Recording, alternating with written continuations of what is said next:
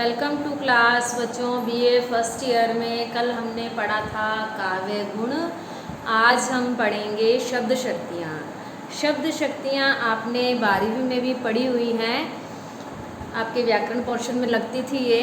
तो आज मैं आपको शब्द शक्ति बताऊंगी। शब्द शक्ति, इसके भेदों को जानने से पहले हम इसका अर्थ जान लेते हैं। शब्द शक्ति, शब्द के अंदर जो अर्थ प्रकट करने की जो क्षमता है, सामर्थ्य है, जो शक्ति है, उसे ही क्या कहते हैं? शब्द शक्ति कहते हैं। वाक्य जो हैं वो दो प्रकार के हो सकते हैं।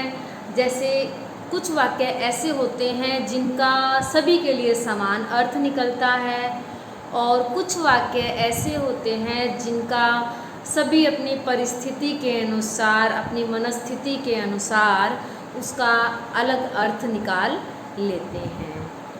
तो सबसे पहले हम शब्द शक्ति के भेदों को जानेंगे। शब्द शक्तियाँ जो हैं वो 3 प्रकार की होती हैं। सबसे पहले आती हैं अभिधा शब्द शक्ति। ये वे शब्द शक्ति हैं जिसके अंदर क्या है, शब्दार्थ और भावार्थ जो है वो समान होता है। जैसा मैंने आपको बताया कि कुछ वाक्य ऐसे होते हैं जिनका सभी के लिए समान अर्थ निकलता है, और कुछ वाक्य ऐसे होता है जिसका परिस्थिति के अनुसार सभी अलग अलग अर्थ निकाल लेते हैं। तो जो वाक्य सभी के लिए समान अर्थ प्रकट करते हैं वे कौन सी शब्द शक्ति के अंतर्गत आते हैं? अभिधा शब्द शक्ति के अंतर्गत आते हैं। इसके अंदर क्या होगा, शब्दार्थ और भावार्थ सभी के लिए समान होता है। जैसे मैं आपको एक उदाहरण देती हूँ। हिंदी एक भाषा है। इस वाक्य को कोई भी व्यक्ति पढ़ेगा, कोई भी श्रोता पाठक इसको सुनेगा, पढ़ेगा, तो इसका समान अर्थ निकलेगा सभी के लिए, क्योंकि हिंदी एक भाषा है। सभी को पता है कि हमारे राष्ट्र की ये भाषा है हिंदी, तो इसका सभी के लिए समान अर्थ है। तो अभिधा शक्ति कौन सी हो जाएगी? जिसमें शब्दार्थ और भावार्थ समान होता है। अगला हम करेंगे लक्षणा शब्द शक्ति। जैसा कि अभिधा में मैंने बताया कि शब्दार्थ और भावार्थ जो है समान होता है, इसके अंदर उल्टा हो जाएगा। लक्षणा शब्द शक्ति में क्या हो जाएगा, शब्दार्थ और भावार्थ जो हैं वो दोनों ही भिन्न होते हैं, उनका अलग अर्थ निकाल लिया जाता है। जैसे मैं आपको एक उदाहरण देती हूँ। रामू शेर है। अब रामू शेर है, इस उदाहरण में देखिए, रामू है तो एक व्यक्ति, लेकिन उसकी तुलना किससे की जा रही है? शेर से। वो क्यों की जा रही है? उसके कर्म से, उसके कार्य से, उसकी वीरता से, उसके साहस के कारण क्या है, उसे शेर पुकारा जा रहा है, अर्थात उसकी तुलना उससे की जा रही है।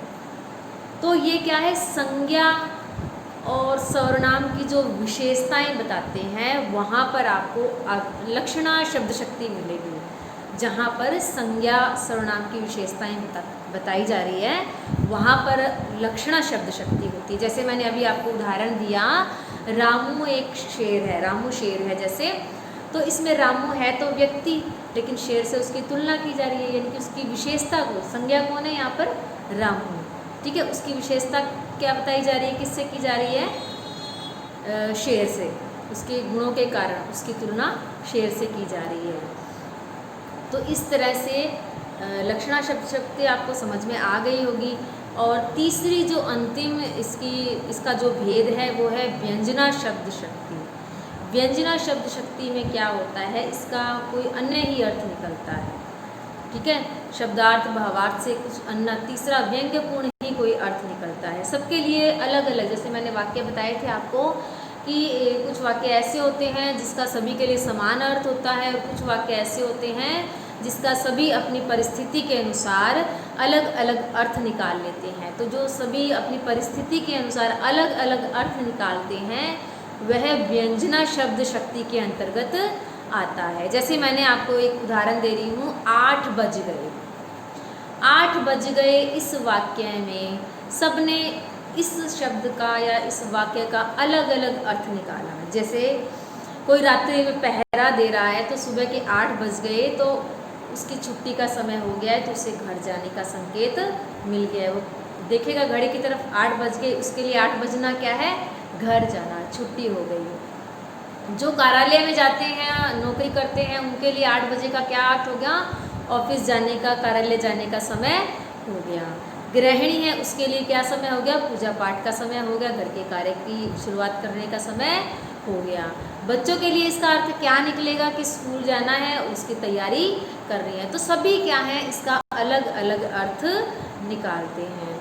तो आपको मैंने बताया कि शब्द शक्तियाँ, शब्द का अर्थ प्रकट करने वाली जो शक्ति होती है उसे शब्द शक्ति कहते हैं। और शब्द शक्तियाँ 3 प्रकार की होती हैं, अभिधा, लक्षणा और व्यंजना।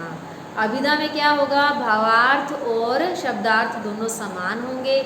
लक्षणा में क्या हो जाएगा, भावार्थ और शब्दार्थ भिन्न हो जाएंगे। और व्यंजना में क्या हो जाएगा, अन्य ही अर्थ निकलकर, व्यंग्यपूर्ण कोई अर्थ अलग ही निकल के सामने आएगा। तो इस प्रकार से अभिधा शब्द शक्ति हमारा जो टॉपिक है वो समाप्त होता है।